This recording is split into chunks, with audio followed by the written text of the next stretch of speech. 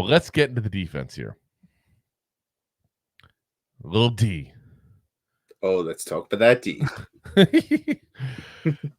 So we start off with the defensive end position, where, surprise, surprise, the $28.5 million man is starting.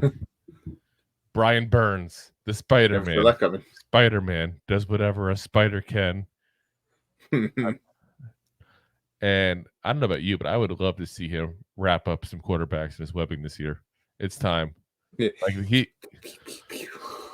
People keep talking about the pressure that's on Daniel Jones. And legit, we just talked about it a second ago ourselves, so I'm not trying to say they're wrong for saying it.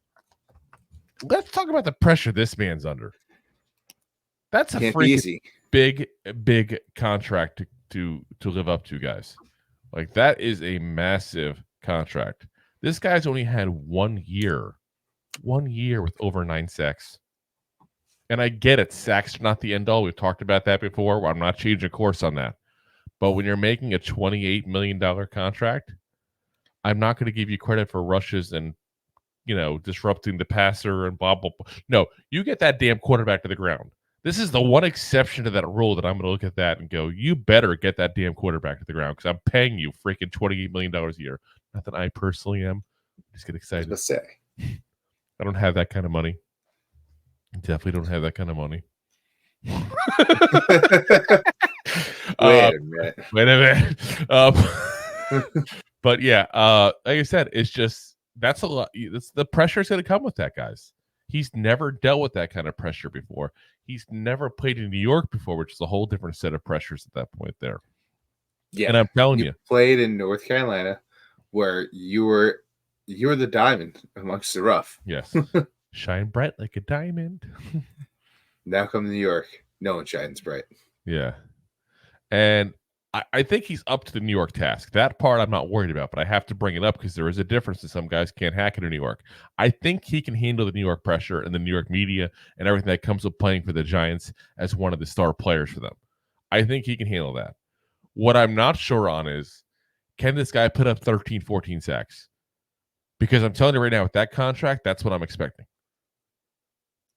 100% That's what I'm expecting. Now, don't get me wrong. Again, sacks are not everything. And I'm still not changing that. I still want the QB hits. I still want the rushes. I still want the tackles. I still want the run stopping. I still want all that stuff. But the sacks have to be there because in the end, the edge rushers that are star players get sacks. They get sacks. That's what they do. And if they don't, quite frankly, they're not worth the contract they're in. And that's the problem you run into at this point is he has those expectations. I'm going to read you this. I'm going to give you guys a stat number for somebody for the last couple of years. 14 sacks, 16 sacks, 16 sacks, 12 sacks, 10 sacks, 13.5 sacks. Okay, that's the last 6 years of Myles Garrett. Those are the numbers that I need from Brian Burns now because of that contract. Right or wrong, that's what I'm looking for. Maybe not that high, but yeah. Nope, it's got to be up there. Damn it. Well, of course you want that because he's on our team now. It's not that. That's what we're paying you. We're paying you to be that guy. We're paying you to be one of the best defensive players, not on the team, in the league. You're right. But also Garrett got that when that's not when the contract was. Like, that's not what people got paid. That's what people are going to get paid in this modern NFL. That's what's going to happen. I don't care. But if he doesn't come out and get 16 sacks this year and he gets 12, I'm still going to be happy. 12. Listen, I told you I'll be happy. Or I feel like 14 is what I'm hoping for, but 12 I'll be fine with. Well, my thing is, all right. So if he gets 12, let's say he gets 11.5, right? This one you want to see more. Yeah. But if Thibodeaux and Sexy Dex, their numbers go up this year because of the pressure he's provided and people running away from him, looking at the play, I'm okay with that. Yeah, I mean, you kind of evaluate it overall when the season's over and take a look, but. Yeah, but like I said, he just has a huge amount of weight on his shoulders there right now. Oh yeah, backing him up is Boogie Basham, who's actually he began a lot of love in training camp. You keep hearing his name on the reports of stuff going on, so that's good to hear. There, that guy had a lot of credibility coming out of college, and really hasn't lived up to that in the NFL. So maybe we can actually somehow get something out of him. That'd be nice. That'd be fantastic. So far, that was a Because bad trade. And he's also got one of the best names in football. So Yes, he does. Carlos. yeah. That is his actual name. Third team at the defensive end position is Ovie Oghoufo. I always mispronounce his name. I apologize to him. Oghoufo, you ball. Yeah. Anyway, another undrafted rookie free agent. Nose tackle. It is no surprise whatsoever. Dexter Lawrence, the best nose tackle in the entire freaking league, number 1 there. After that, Jordan Riley, DJ Davidson, and then Timmy Horner, who sat in the corner eating his curtain away. I don't know why, like a little Jack Horner, like whatever that is, whatever that one goes. I always think of him when I hear that name, but obviously same last name, that's why, but still, it's just weird combo. Yeah, and one of these guys has to step up, guys. We talked about it before, like they the way they're putting this is a little weird for me in my taste, because let's be honest, defensive end is an edge rusher. You're not putting Brian Burns on the line. He's going to be an outside linebacker, edge position guy. Now you're going to put him on the line during 4-3 and nickels and dimes and stuff like that. That's why it comes a little convoluted. But when you're in a base 3-4 defense, one of these guys has to step up, because Dexter Lawrence can't do it himself. Well, he probably can if anybody can. I was about to say he kind of gets close to doing it himself, but yeah. He needs some help. He needs some help. I need someone who can spell him too, even when they are in the regular defense at that point there. Like he needs help, guys. And you're asking a lot. We've said it before, out of some guys that just quite frankly aren't high draft picks, haven't done much in the NFL. One of them, though, will probably step up and be serviceable. I'm not expecting crazy, chaos here, so to speak, where this guy comes from being a 7th round pick to a Pro Bowler. Like that's ridiculous. But I think someone's going to come up serviceable, because if there's one thing the Giants have done over the last couple of years successfully, let's draft defensive tackles. That is one thing the Giants, for whatever reason, have been able to do very well. We're talking the Dexter Lawrences, the Linval Josephs, all these different people over the years. I feel like as long as I've been a Giants fan, we've had good defensive tackles. Keith Hamilton is a good example at that point there. It's just there's just people that have been, for whatever reason, been very, very good at that position that we have drafted. So hopefully one of these guys stands out. At the actual defensive tackle position, Rakeem Nunez-Rochez, number 1, who we need a big year out of him.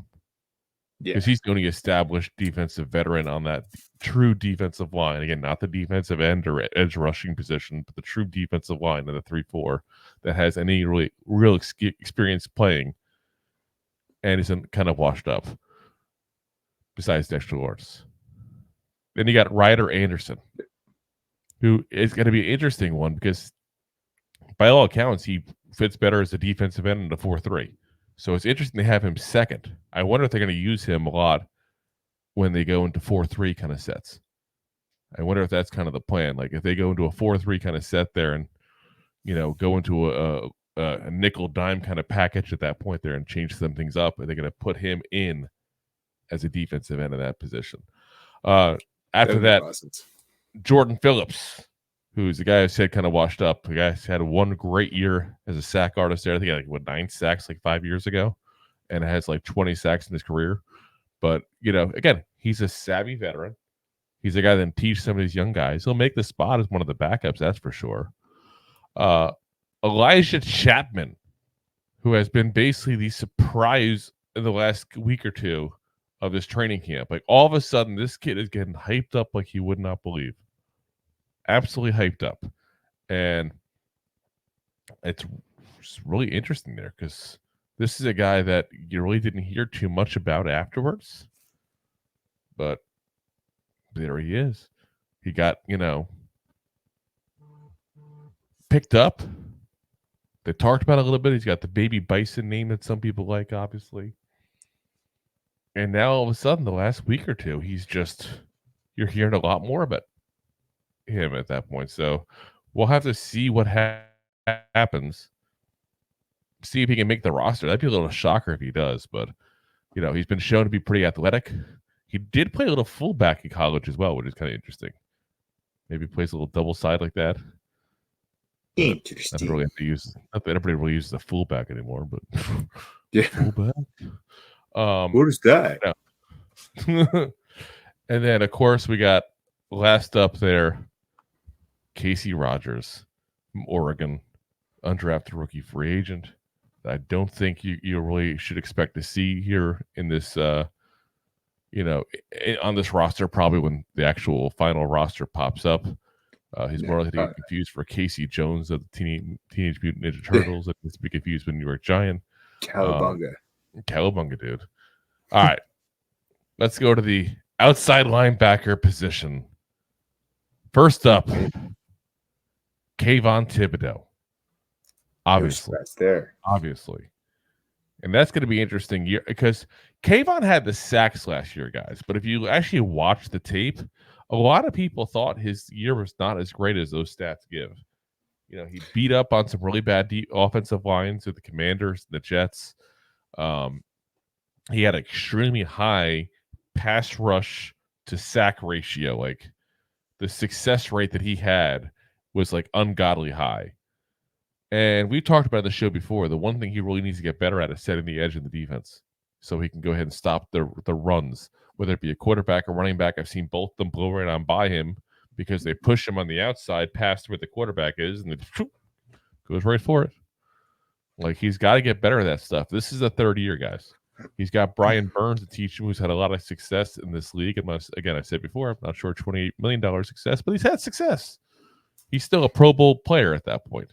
So, see if Kayvon picks up some stuff from him. I'm sure he will. So, Andre Patterson, who is a defensive line coach for the last couple of years for us, who's also is credited with helping Dexter Lawrence get to the success he has now. He's been helping with the outside linebackers as well. So that's always good to see. Plus, there's a new outside linebackers coach. So, we'll see what happens there. I think you see a little bit of change in how these guys play. I think the fact that Kayvon's not going to be put probably into the position of having to cover people as often is going to help as well. Yes, I was going to say different.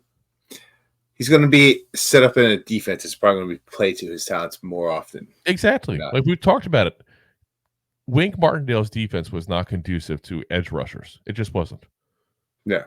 He had him in coverage. He had him in run stopping gaps and stuff all kinds of crazy. And I get it. Putting your blitzes from weird places helps sometimes. But it also helps putting your best damn pass rushers in a pass rushing position. It's crazy. It's crazy. Yeah. Oh, you got this talent of getting to the quarterback. Awesome. Chase down this receiver. Yeah. Like you drafted a guy 5th overall to be a pass rusher, and you have him covering running backs in the flat. Like that's not what you do. That's not what you do. Winks out there, they'll never expect it. They expect it because it is expected at this point. The safety is going to blitz. Is what happens. Yeah. Backing him up is Azeez Ojulari. Again, contract year, a guy that you hear in every single practice report good things about there. And listen, we like him a lot. Like, we're fans of him on the show, guys. The big thing with him is him staying healthy. If he's healthy, he's a guy that you can count on getting at least a sack every other game, which is a really not a great, amazing ratio. But if you're going to sit there and tell me that someone can get 8 to 9 sacks a game season, I'm going to say, okay, that's a solid player. I'm not going to say Pro Bowl caliber, defensive NP or anything crazy like that. But if your backup's getting you 8 sacks a year, well, and that's one thing we'll have to see is as a backup, would he continue that kind of pace? You know what I mean? Yeah. Well, probably if he stays healthy, playing as a backup, plays through the year, he might have a better average than what he's had the past couple of years when he's been injured. Plus, they're going to throw him in just in passing situations. So it's going to be like he goes in, just goes after the quarterback, comes off, gets rested, comes back in, goes after the quarterback. Like, that's what's going to happen.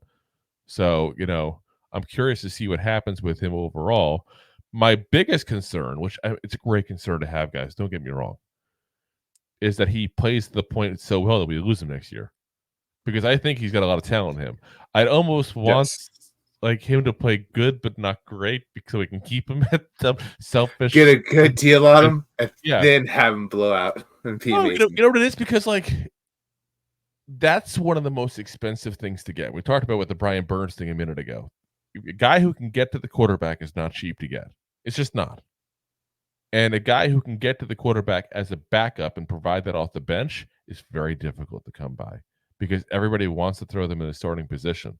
But you have to wonder, is Azeez Ojulari better as a backup to keep the health concerns down? You know, he had the issues coming out of college. That's why we end up getting him in the late second round. When, let's be honest, there are plenty of Giants fans, if we drafted him in the first round, would not have been upset. When we drafted him. You know, if we had drafted him instead of Kadarius Toney in the first round, plenty of people have been okay with that. Looking back, it would have been a good move. Yeah, let's say. Even on draft night, nobody would have been upset. So, you know, it's the talent's there. You just got to keep him healthy on the field. Third up is Mr. Tomon. What does the fox say?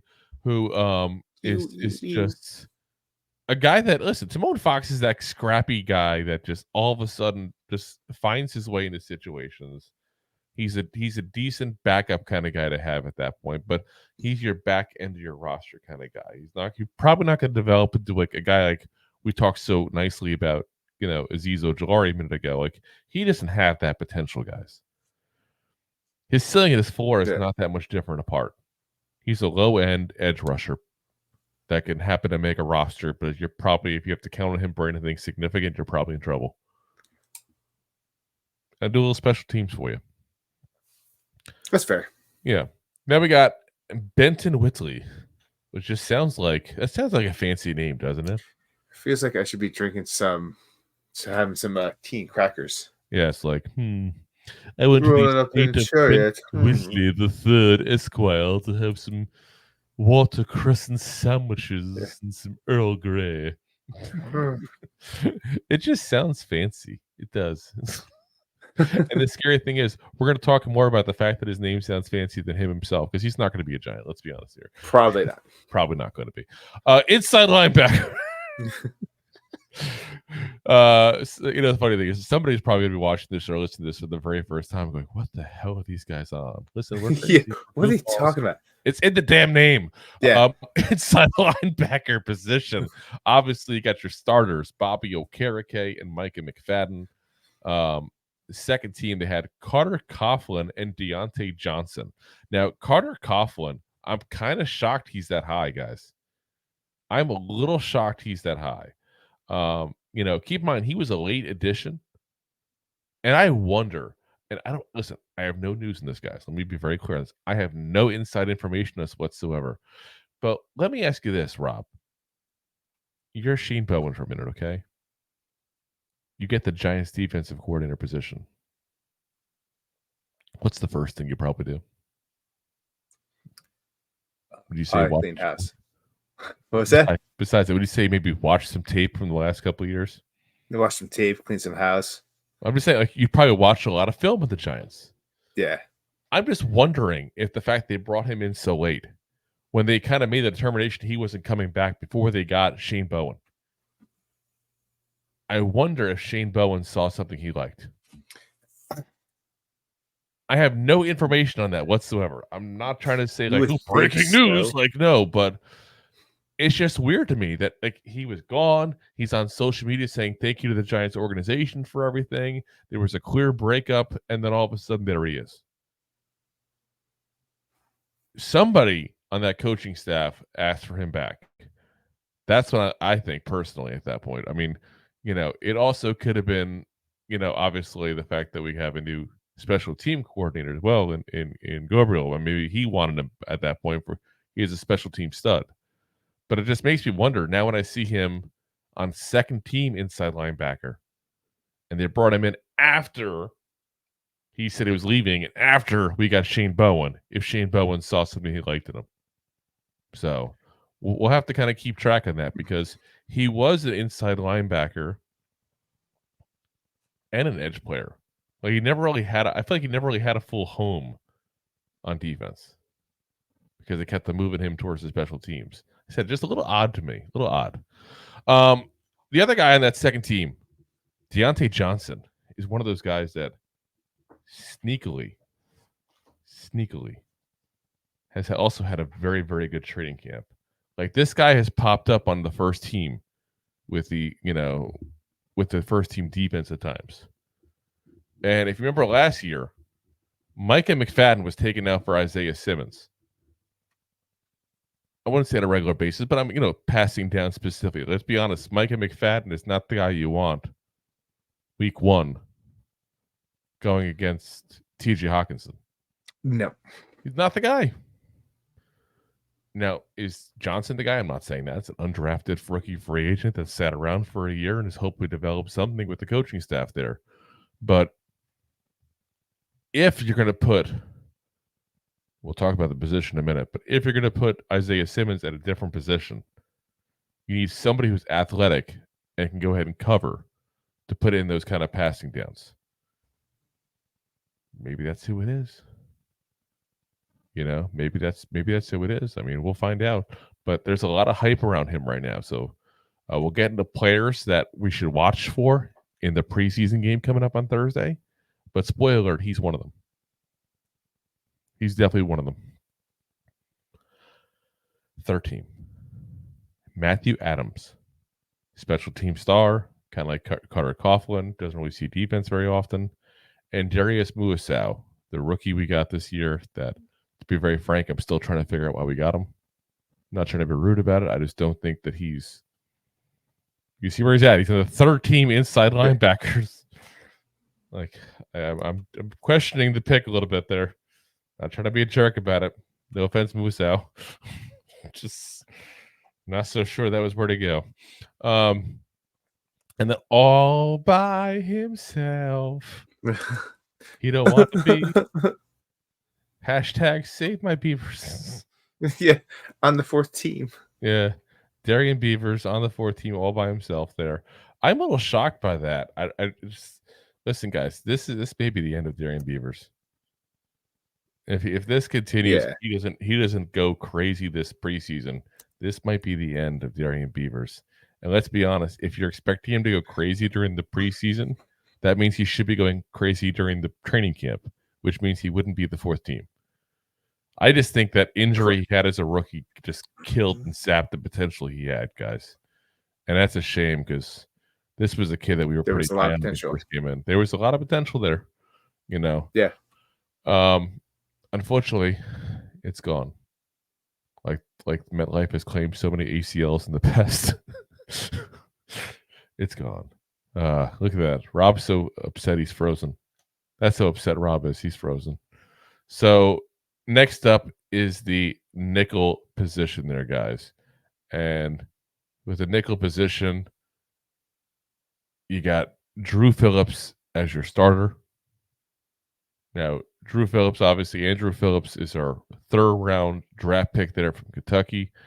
Interesting that you see him as a starter because, to be honest, during training camp, a lot of times he has not been starting there. So it's interesting that they're putting him out there as a starter. Kind of says to me that he's been doing better with them lately. They're putting a little faith in him. They're putting a little bit of, onus on him to keep that up now. So we'll see what happens there overall with him. And then backing him up in the nickel spot is the guy we talked about a minute ago, Isaiah Simmons. And listen, Isaiah Simmons needs a real home, guys. That's been the story of his, of his whole entire NFL career at this point, is this man needs a home. And his home is going to be nickel, at least this year, in Shane Bowen's system. And that's the spot that he probably is best suited for, to be very frank with you guys. I mean, he's gone from a safety in Arizona, quite frankly, did not work out. Like, just point blank did not work out. To going to be a guy who, had the opportunity to play linebacker last year with us now. did it work out? I mean, were you guys really that happy? I know some guys like Isaiah Simmons, but let's be honest. Some guys still like Isaiah Simmons because they thought he was a great pick coming out of the draft. You know, he was okay. He was best in coverage.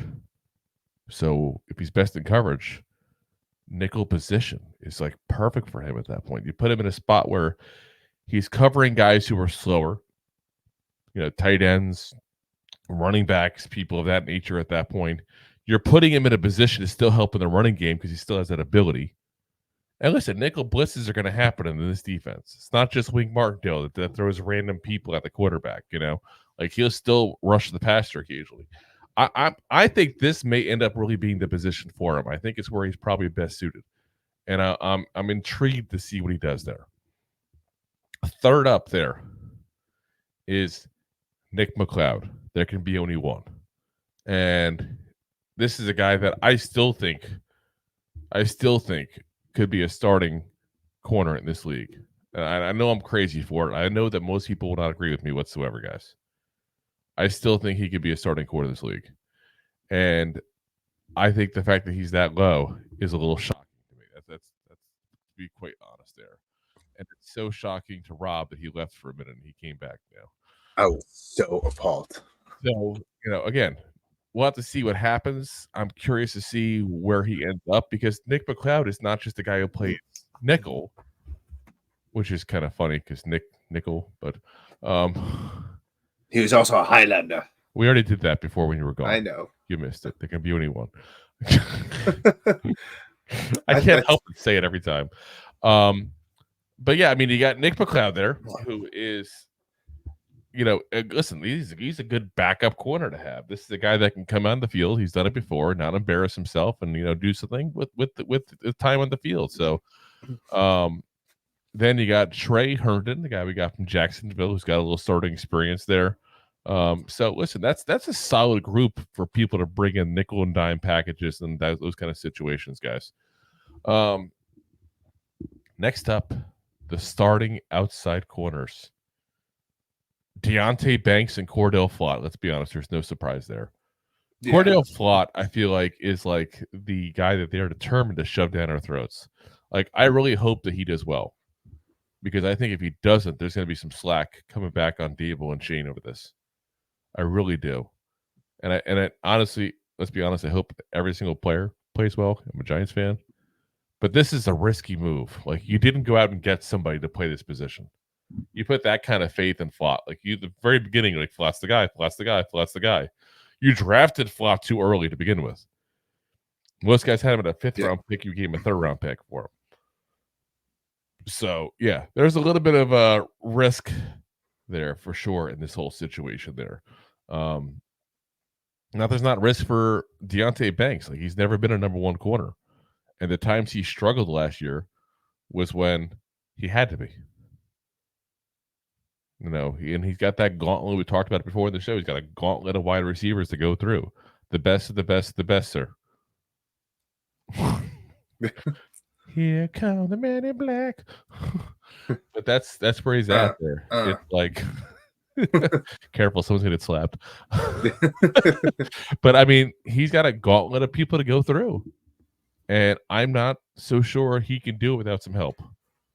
And it's gonna have to be help from the safety position, places like that, probably to do it. He's gonna need a little help as a rookie number one corner, if that makes sense. He was a number two last year, and now he's a number one. We got a lot of talent, like you said. There's a lot of talent that we're playing this year. Yeah, but he's got a lot of physical talent himself. His issue's always been, a little bit of the, the form, a little bit of the, the abilities to go with the, the physicalness as far as the mental aspects at that point. Reading what the receiver's going to do and that kind of stuff. But he's got Jerome Henderson. If anybody can teach us, there's certain guys on this coaching staff I have a ton of respect for. We talked about Andre Patterson before. I have a ton of respect for him. Jerome Henderson's that guy as well. Like, I would not have been pissed off at all if Jerome Henderson got promoted to be defensive coordinator. In fact, we suggested it multiple times. Multiple times. Even before Wink left, we talked about it, I think, if I remember right. Yeah. Like, Jerome Henderson is a solid guy. backing those two up, they got Trey Hawkins the third and Darnay Holmes, which I'm a little shocked. Darnay Holmes as an outside, like he spent a lot of his career there with the Giants, since he's the kind of that spot in the carpet we can't get rid of. Like he spent a lot. It's a good analogy, you know it. He spent a lot of time on the inside in that slot position there. So, you know, it's interesting to see him on the outside. Maybe it's just a change of pace. Maybe that's just what he needs. Maybe I'm just trying to be optimistic because we haven't wanted him on this team for multiple years, but keep bringing it back on 1-year deals for some reason. Yeah. And then, you know, Trey Hawkins, we talked about it before as well, as being this was the guy that everybody thought was a stud coming out of training camp last year. At one point, they moved Adoree Jackson to the slot and had him and Deonte Banks as starters in the corner position. And he just failed miserably, guys. Miserably. There was no, like, this was the fall from grace like you would not believe. Like, so hopefully another year under his belt. He was a very raw player coming out of college. That was like that was one of the things. Like if you listen, there was his head coach from college did a interview, and I apologize to whoever it was. I cannot remember for the life of me what program it was on. I want to say it was Locked On Giants with Pat Traina. I may be wrong in that though. But he played only, I think, 1 year at Old Dominion, if I remember right. Before that, he played at Trinity Valley College, guys. Like, this kid was signed because of potential. He wasn't signed because he was ready. That's why he went in the 6th round. You know? So, by the same point, 6th round picks don't typically pan out. That's life in the 6th round. So, don't expect too much, but understanding his potential, and let's just see what he develops into, and not give him crazy suggestions on how great he can be, like we did last year to him, you know? After that, the third stringers, David Long Jr. and Breon Borders. So 2 different veterans that we signed this offseason as well. So we got some guys there. We got some names. Got some legitimate NFL players there. I'm just a little nervous about the starting 2. I'm a little nervous about that. I think the pass rush really has to help them out. I really do. That's not a experienced group. That's not a group with a great NFL resume yet. They could develop one still, but they don't have one right now. So hopefully these pan out, because these are Joe Schoen picks here, guys. This is his 3rd round pick and his 1st round pick, starting up, being backed up by a 6th round pick. Joe Schoen's corners, guys. He's the one who chose not to go get a veteran corner. At least not the one that can start. David Long Jr. isn't count. I was going to say. He's only a junior anyway. Oh, man. I went the extra large. Wow. I'm not going to hear that. Let's get into the safeties, guys. The safeties. It's a safe place here, guys. Let's talk about it. So, starting Dane Belton and Jason Pinnock. Listen, Pinnock's obviously not the surprise, but Dane Belton starting, that's a little bit of a surprise. Again, this is like a Theo Johnson moment. Tyler Nubin has been hurt. Tyler Nubin has not played much this training camp. Dane Belton has. They're giving the nod to Dane Belton right now. Tyler Nubin, I'm telling you right now, will be the starter before the season starts. 100%. Not any doubt in my mind whatsoever, unless he gets injured or falls flat in his face, which I really don't expect. I got a lot of high hopes for Tyler Nubin. I really do think he's going to be a good player in this league. Which would put Dane Belton in the backup position, which is where Tyler Nubin is right now, the backup position on the 2nd team there, along with Elijah Riley. Now, should note, Jalen Mills is currently injured. So again, he's another guy who's not being listed in this whole thing. Dane Belton, Jalen Mills will be your backup safeties. That's what it's going to be. Elijah Riley will be backed up into the 3rd team at that point. Yep. Which is where Javarius Owens is right now, along with Caleb Hayes. And then Alex Johnson, who was a corner in college, they have him listed as the 4th team as a safety. So I'm wondering, are they going to put him in like, because we talked about like this guy's really been a guy who has done amazing things in the last year of college with interceptions. Are they going to put him in that center field role? I wonder if that's what the plan is. Like, just put him in the center field role and let him do his thing. Yeah. He's a little light, though, for safety. 6 foot even, guys. So he's got the height of a corner and the height that can work for safety. But he's 185 pounds. It's a little light. So, we'll see what happens there. But, I mean, 5 interceptions last year at UCLA after having none the prior 5 years. He played 6 years in college. And then before that, obviously also in training camp, he's had a couple as well. He had that one practice. He had 2. What did he have? 2 interceptions, I think, and one tip or something like that. I mean, he's had some good times in practice as well in training camp. So we'll see what happens because 4th team is not good for making the squad. Maybe that's the plan, though, is not to have him make the squad. Put him in the practice squad and let him develop into a safety. That seems like the possible plan there, guys.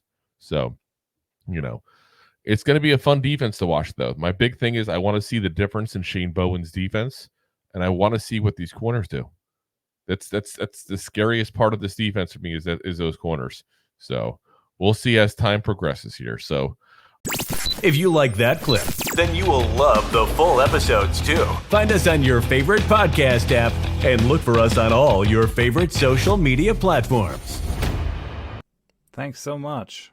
Please, I'm begging you. Please subscribe.